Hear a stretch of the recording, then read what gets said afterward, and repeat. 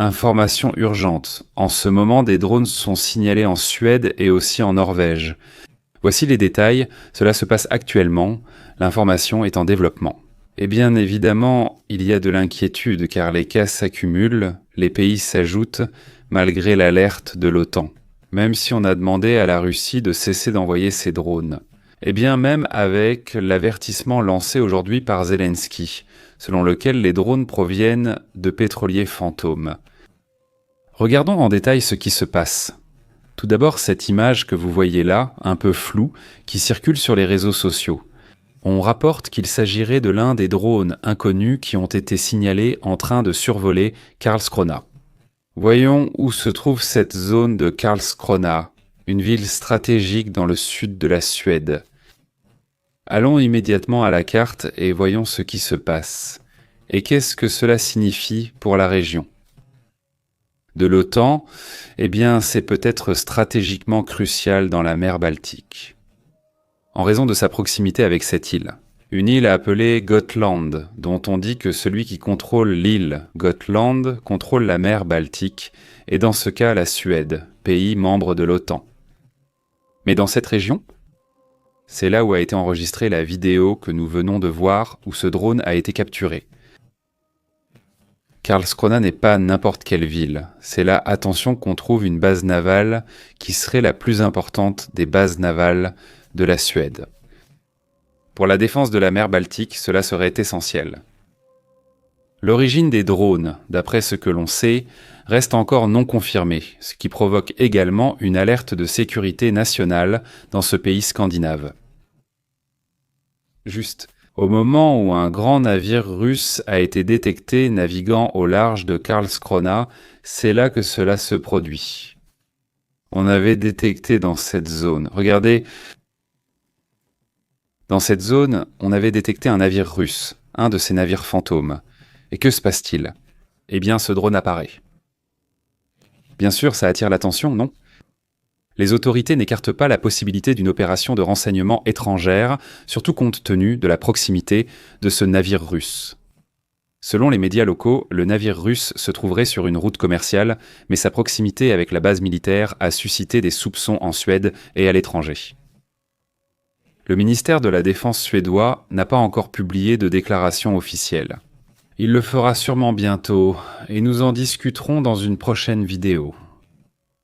Cet incident survient donc clairement à l'un des moments les plus délicats que l'OTAN ait connu ces derniers temps.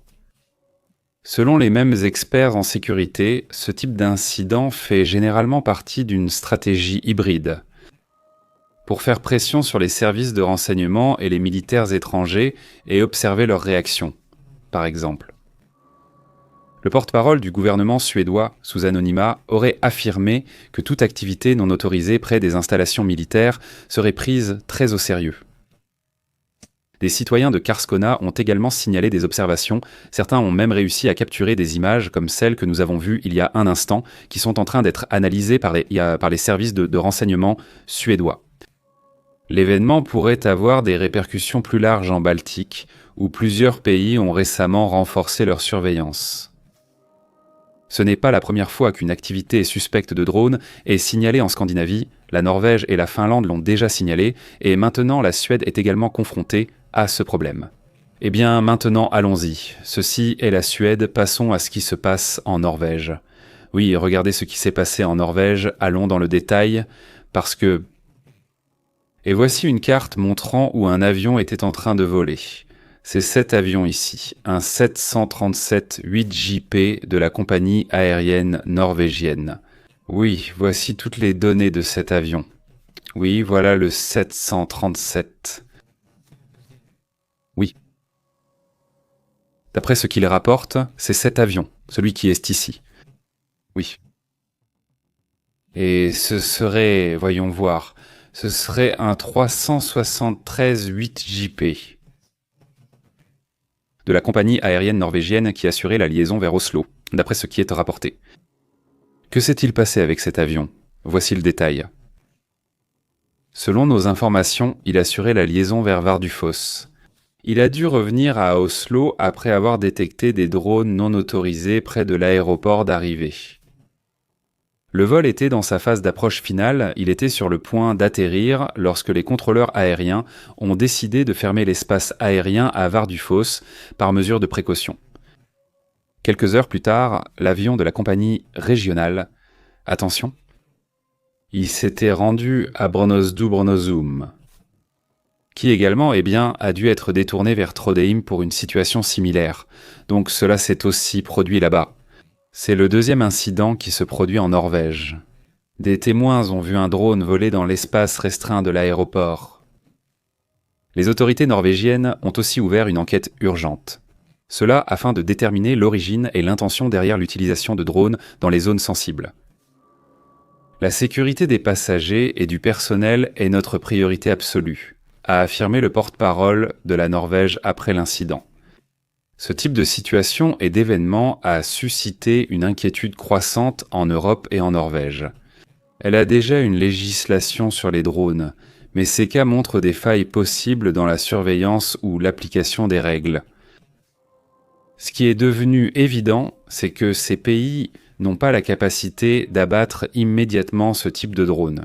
Regardez, il y a d'éventuelles défaillances de surveillance et les réglementations ne sont pas bien appliquées, ils les suivent, ils ne les trouvent pas.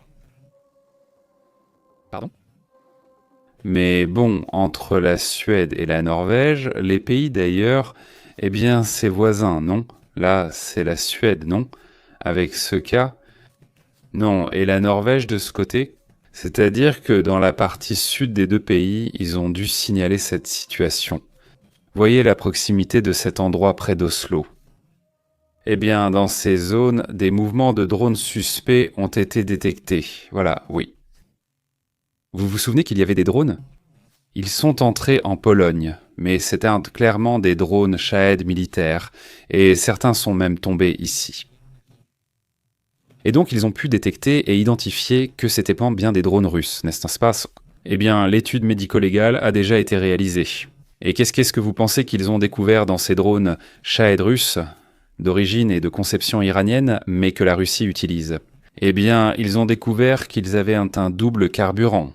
Ces types de drones possèdent un réservoir spécial. Ils reçoivent un double carburant pour aller plus loin. Selon la Pologne, la Russie fait cela pour pouvoir lancer ses drones, prolonger leur vol et ainsi atteindre la Pologne. Vous vous souvenez ? Au final, il y en a eu 23 en tenant compte de ce qui s'est passé ensuite. 23 drones. Vous vous souvenez de cette fois-là ? Ces appareils avaient tous du carburant en plus. Que cela signifie-t-il ? Qu'ils voulaient atteindre la Pologne ? D'après ce que rapportent les Polonais, voilà le problème. La Suède et la Norvège sont en alerte à cause de cette situation. Qu'on n'a pas pu arrêter, qu'on n'a pas pu stopper. Et c'est impressionnant qu'un organisme de ce type n'ait pas la capacité de réagir rapidement. Combien de jours avons-nous déjà ce problème, et jusqu'à présent sans pouvoir le résoudre ? Voilà le problème. Passons donc à d'autres informations dans un instant.